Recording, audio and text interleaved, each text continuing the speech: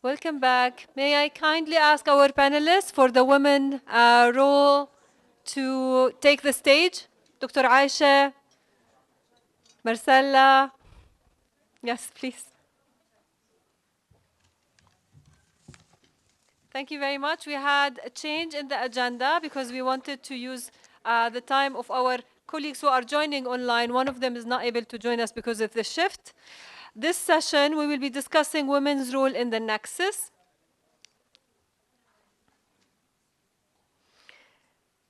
Which is foundational to the success of the HDB nexus, the role of women. In Yemen, women are not only survivors of crisis, they are shapers of the recovery process. They are the first responders, the community organizers, the educators, and the peace builders.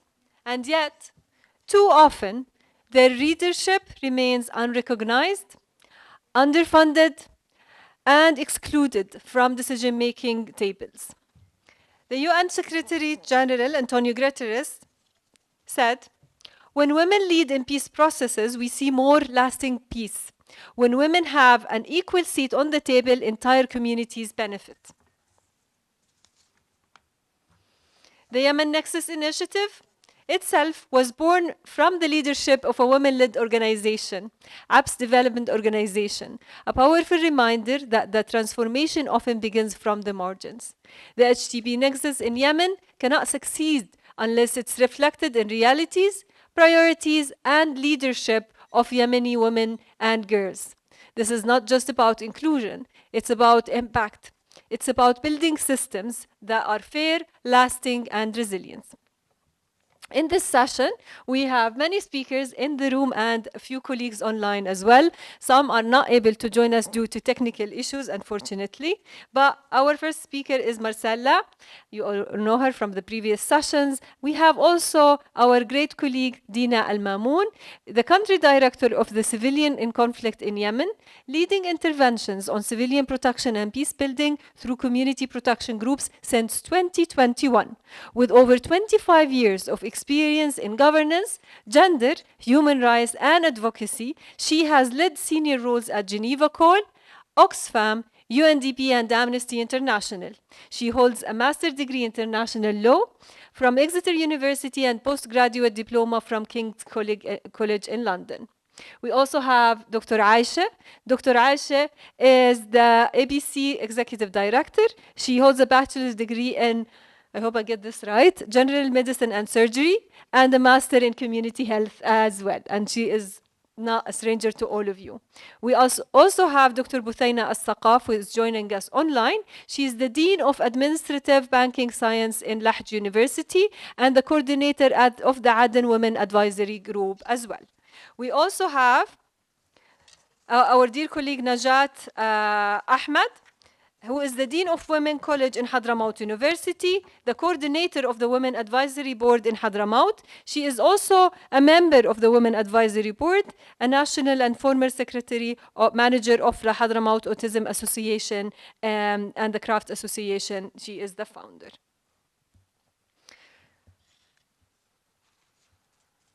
I hope I managed to introduce everyone in this panel. If I didn't, online colleagues, please let me know. All right. The first question to Maarsila: how can Nexus actors ensure that gender equality is not just cross-cutting theme, but a central pillar in decision-making, funding, impact, measurement? And I'm sorry, you have 7 minutes. This is more than 5 minutes. I'm happy to hear it. How to make sure through their voice, I would say. Yes. If we don't listen to women, we don't know what is important. And that we are talking about the role of women in the coordination is already an issue that we should think about. Why are we talking about the role of women? Have we ever talked about the role of men in the coordination?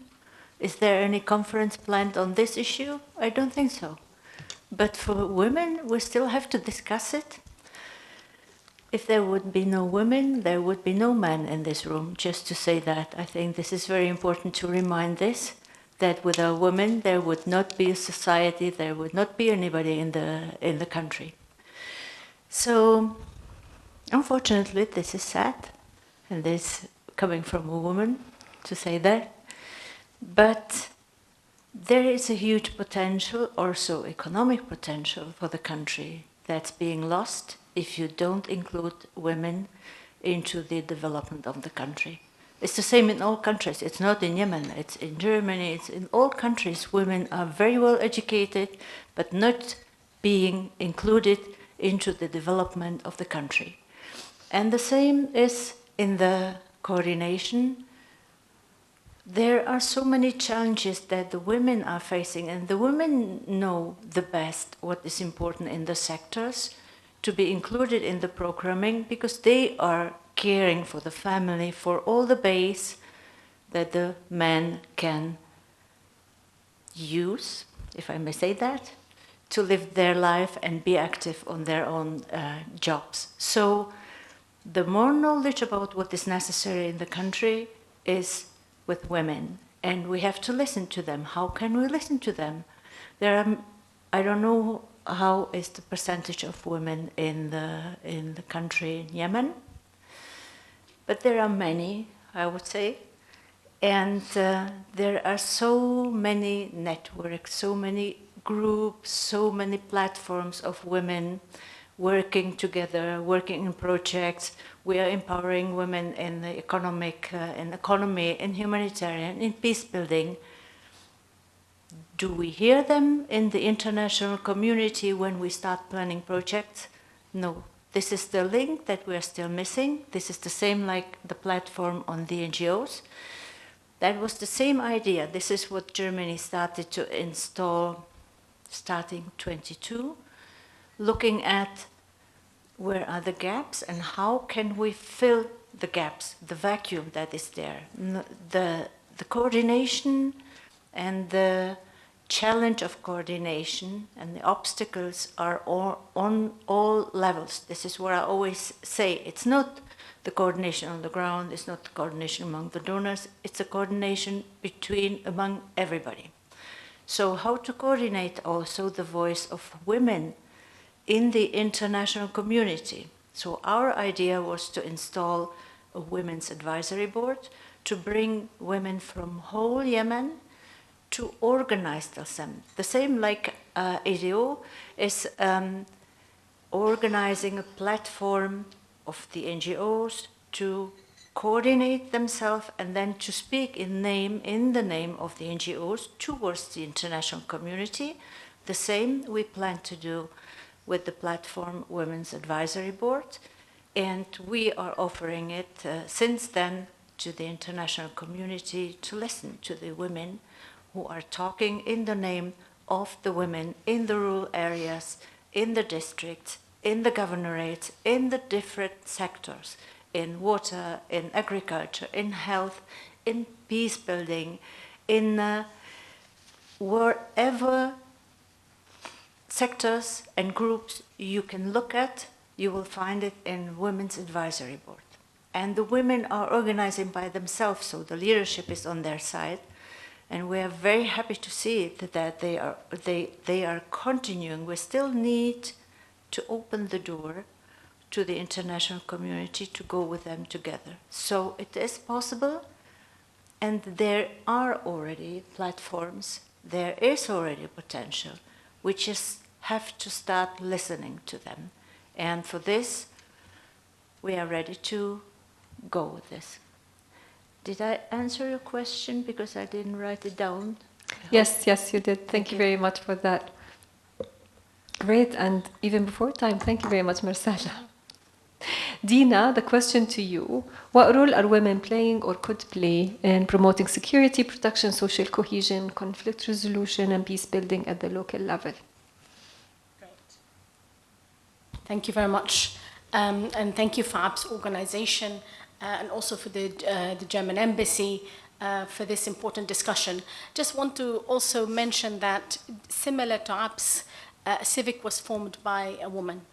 was formed by a woman who was in her early 20s. She saw the impact of the conflict in Iraq, the intervention by the US Army there, and that has really made her think around how she can intervene directly to ensure that protection of civilians is ensured. And she led the advocacy with the US authorities there. And since then, of course, the organization grew. And of course, we hope that this is something that continues also for APS and other organizations that I know many women are leading.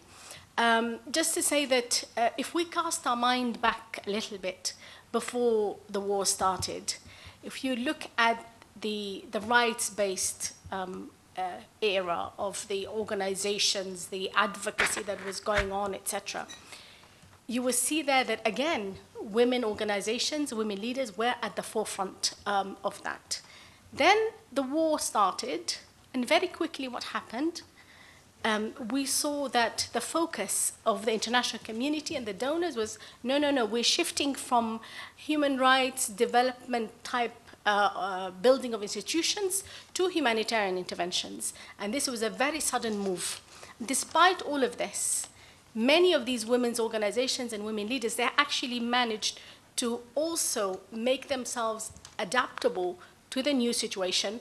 And they have then started to become very engaged in the humanitarian sphere, and they have led that humanitarian sphere. Of course, since then, we've also seen a big number of newcomers into the field, which is great. But I think we also need to here recognize, the resilience in making that shift, but then also maybe put questions to ourselves as to why do we put women in these situations? Why is it that they needed to shift? Why is it that we're sending messages that human rights, rights-based, is not the focus, but we should actually focus on humanitarian? And actually, this is the whole point of the nexus, isn't it? It's not a trade-off between one or the other. So I think it's important that we establish these as one of the basics that we need to always have at the forefront of our minds. And of course, you don't need me to tell you that women are leading in the humanitarian sectors. I mean, the fact that in 2024 alone, women-led organizations delivered aid to over 2 million Yemenis in areas that other international organizations, UN, etc., are not able to reach. That, I think, speaks for itself. Having said this, I think there is another involvement and engagement that we see as CIVIC that perhaps not so visible, and I would like to maybe point to it. It's the role of women in relation to conflict resolution and protection of their communities.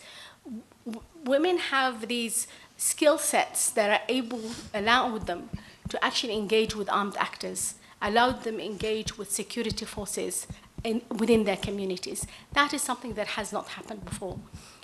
We have seen instances where women, members of protection committees, engaging with armed actors to ask them to stop night raids that have terrorized their communities. They have managed to get them to say, okay, we're not asking you to stop it altogether, but at least limit it. And actually they have said it has reached a point where it stopped. Now we know that these women on the ground, they go directly and engage with these armed actors. They don't even need the support that organizations such as CIVIC provides. And for me, I'm very happy to see that, to be honest. It's not the point that we are there to be the go-between. We're not. Once we have made the introduction, we're out of the picture. Then the point is that they lead. And they have been leading that. Another woman, Jawhara, now this is what, she amazes me because she's a woman, she's able to negotiate between armed actors in both in Houthi-controlled areas and as well as in government of Yemen-controlled areas. That because by virtue of being a woman, she's not seen as a threat.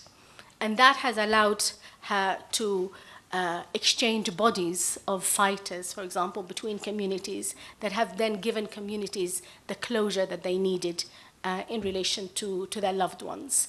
And I did say this before, and I'll say it again.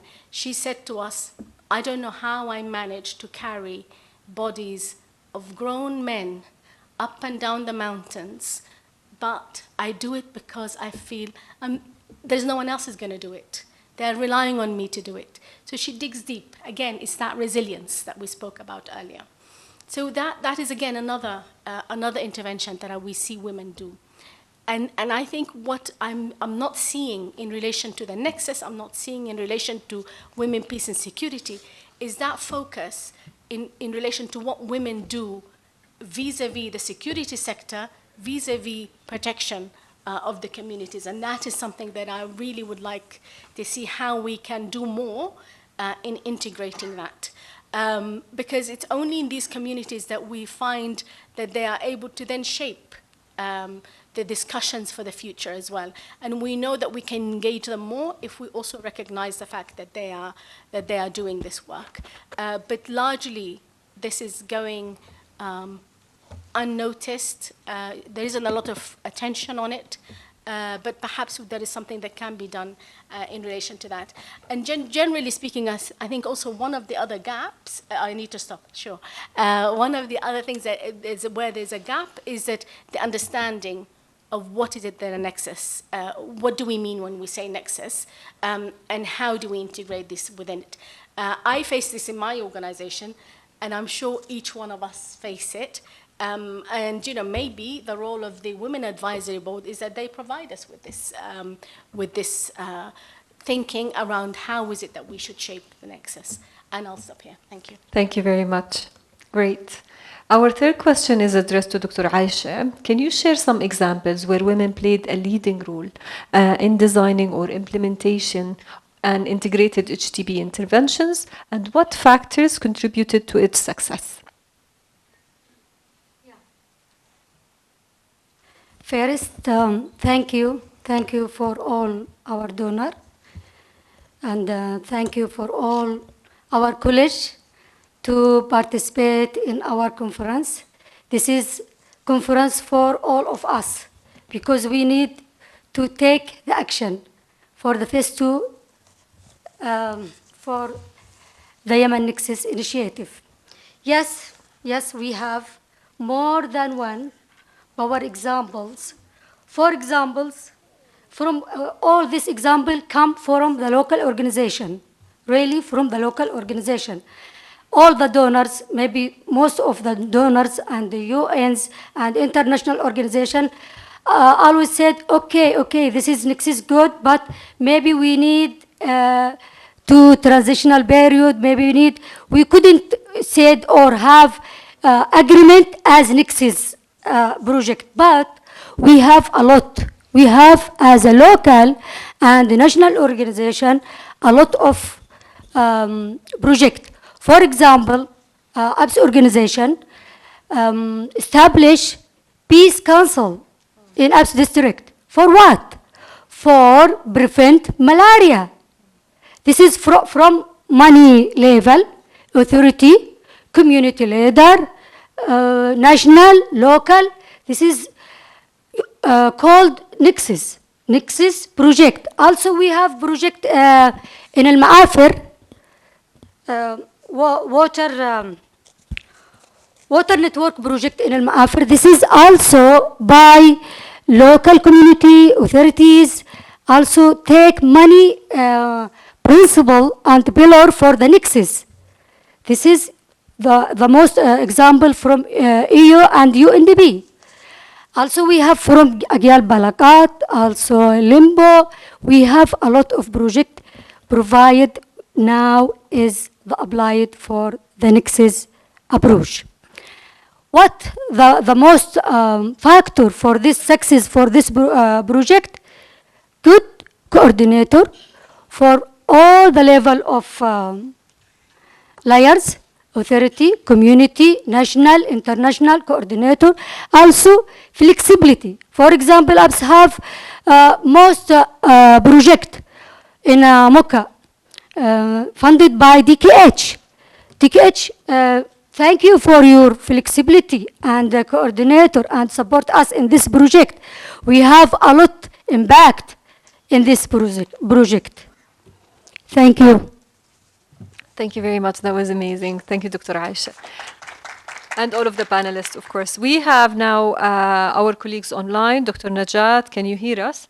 The question to you is, what are some practical tools, policies, or practices that have helped or could help make Nexus programming more gender responsive across the different sectors? Good afternoon, everybody. First of all, I would like to say thank you to Ms. Maarsila, who has invited us to attend this conference. I think that it's an opportunity to know a little bit about Women Advisory Board National and Women Advisory Board in Hadramaut. So if I'm coming across programming, Nexus programming for humanitarian development and peace, I think that in a country like Yemen, we have to have some practical tools and policies and practices that should be crucial for developing, or to be developing, in fact. So that, in particular, when we are talking about Women Advisory Board. So the first thing that I would like to say is we in need for women sharing what we called it peace building. Number one. Number two, I think that in the way that we are going to develop, women has to have their own rights to make such a kind of gender equality so that integrated women into that side, that means we have our own voices. Not only that, we have to make also an identification for the needs that women they have in Women Advisory Board. And we are, in fact, not only looking at, but also preparing for such a thing.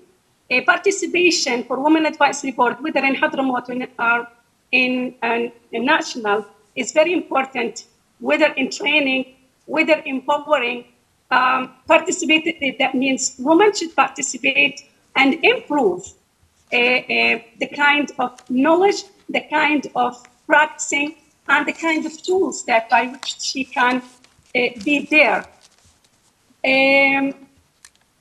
So what are the practical strategies that we need, for example? I'm not talking just only about women here, it's also about men, because Women Advisory Board is paving the way for about 25% or men to be shared with us in the building of this advisory board. So we need such a kind of effective participation of women, effective participation of women in decision-making, not only just to share them by saying that, okay, we are here. No, we have to take our own rights in the form of making that decision-making. Okay. In addition to that, we have to ensure that we are understanding what does mean by Women Advisory Board, and we are looking for developing this one because most of the women here in Hadramaut or in Yemen in general are a part of the Women Advisory Board National, so they are from different NGOs. So we are looking for something pushing up to a way that to represent women here, whether in Hadramaut or in Yemen. Thank you. Thank you very much. Thank you very much, Dr. Najat. And now, same question to Dr. Buthaina. Dr. Buthaina, again, what are some of the practical tools, the policies, the practices that have helped or could help make Nexus programming more gender responsive across the different sectors?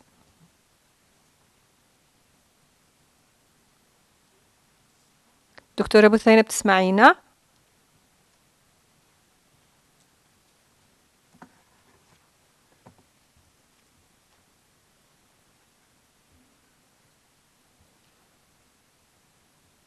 I think that she's out of coverage of internet from the very beginning of the morning. I don't know whether she is hearing you, Dr. Wafa, or not. Thank you very much, Dr. Najat. Our colleagues are communicating with her, but Maarsila, if you want to address it, in 2 minutes, please. I'm sorry. It's becoming less and less. It's on me. No, I just covered the part of Dr. Butena, and also on ties. We started to focus more on the governorate level to take the area-based approach on Aden, Hadramaut, and Tais. And the women in Tais are now organizing their own governance structure, how they will coordinate themselves to be able to speak in the name of the women in the whole governorate in the different fields like humanitarian development and peace building. The same we have in Tais, where we have women you were bringing the example, the mediation between the two parts of Yemen. So we have the same example in Tais, working in the water sector by a Sheba Foundation, where the women were the one working 2 years long between the two parts of Tais to get the access to water. These are amazing examples what the women are facing in this very, very difficult context, undescribable. I think we can't even imagine how huge is the pressure on women in this society. And this is what I would mention about the two governorates. But I wanted to add one point. We have so many conflicts in Yemen. I can't even imagine how many. Everywhere, wherever you look, we have a conflict, and we are not allowed to create another additional conflict between men and women in Yemen. This is definitely what we are not going to do. Dr. Najat was very clear saying the Women's Advisory Board is with men and women.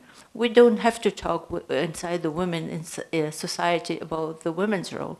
This is about the civil society and about the role of the whole country. But creating additional problem between women and men is something what we definitely are not going to do, and I hope you will not understand the Women's Advisory Board in this direction, because it's definitely not the case. It's just to find a way how to work together, what we are talking about all the time, working together, all of the people who are in Yemen and working with the international community. Thank you.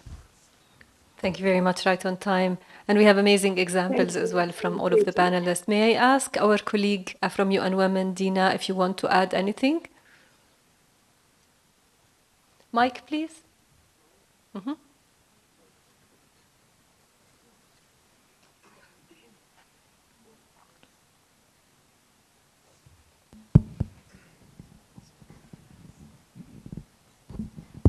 Thank you. Thank you, Mais, and all what you've said is very important. I've been listening carefully. We at UN Women, we are working with all these groups, and now following on the work of the WAP, we're going to be also supporting the WAP in Ta'az, at least to start as a pilot until we're able to also support the ones in Aden and Hadramaut. What we can do as the UN is to make sure that we bridge and support the role of the women to be part of informing the international community and the UN about the responses all along the HDPN. So while we have national women organizations in the HCT now, we have the number has been increased, and last year with the support of UN Women we've done additional update for the mapping, and more women-led organizations were able to secure funding through the YHF, and we'll continue working on that, but that's not enough. We need the women voices to be heard across through the YPG, the YPTT, the HRP response, the development, as now the UN is also developing its strategy, its cooperation framework for the coming 5 years. We want to support women to ensure that women voices are heard, are listened to by the strategists and the decision making. The other thing is very important to complete the circle of linkages is the linkages with the government itself. To ensure also that national policies, strategies, action plans are all informed by the woman.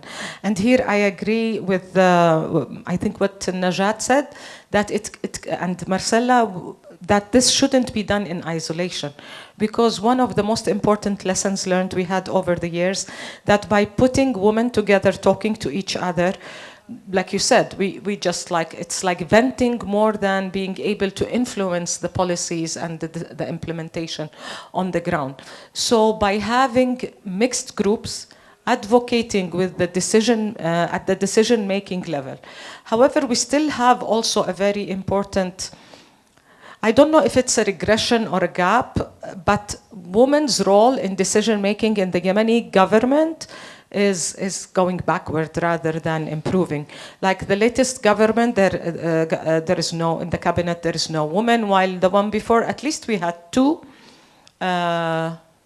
right? Women ministers. We had Mossal and can't remember which, but now the new government, no woman. I know there has been lots of advocacy, but it's not enough. We don't see more women in leading positions, in leading action by the government. And that's why one of our most important objectives for UN Women in Yemen is to continue working with the different government bodies, and whether it is related to the humanitarian or to the development or to the peace or to the local administration, to ensure that this doesn't continue, this regression doesn't, on the contrary, it should advance. And here where women groups like the WAB, like this network, are very important, because this is what we keep saying, localization. Localization is not about the UN and the international community. We were discussing over lunch today, Márciela, it's not about us telling, oh, this is how things should be done. And over the past years, I have worked with many, many, many Yemeni women. You know what you want. You are the ones who are advocating. While it seems like it is the international, it's not true. That's at all not true. It's the Yemeni women who want, but are they having enough platform? Do they have the microphone? How can we need to listen from you more? How can you have your voices heard?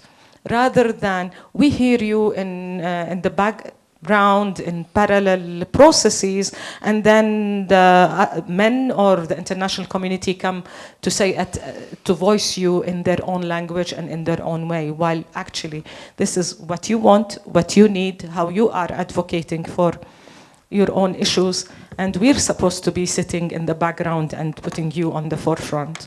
So I think meetings like this are very important for us to brainstorm together, to listen to you, and to see how we can benefit from the lessons learned. And even if it's a little bit late, but late is better than never. So, and I think all the efforts that have been done over the past few years with different groups, starting with Tawafuq, the Group of 9, the WAB, the Gender Network, and all of that, some of them has succeeded, some had it to fade away. But this shows the dynamics, how resilient are Yemeni women, how resilient are Yemenis in general, and that we will always have hope to be able to put things in the right perspective and in the right place. We're always here to listen to all of you, and we hope that that through our programs we can better support you to be able to really put your prints over the HDPN nexus. Thank you. Thank you very much, Dina. And with this spirit, we hand it over to our dear colleagues Buthaina, who just made it to the session. Dr. Buthaina, I will repeat the question. If you can share some practical tools, policies, practices that have helped or could help make Nexus programming more gender responsive. Over to you.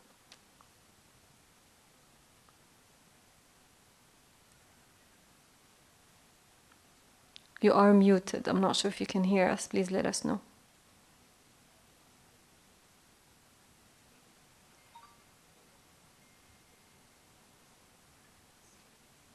بثينة لو سمحت انت موجودة بيني اونلاين عندي دكتورة هي فكرة عندها مشكلة بالصوت.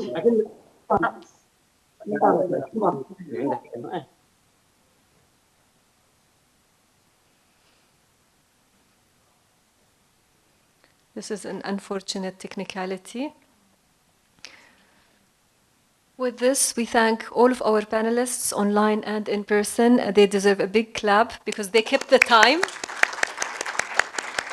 I know that's not easy, and thank you very much for your words, for your experiences as well.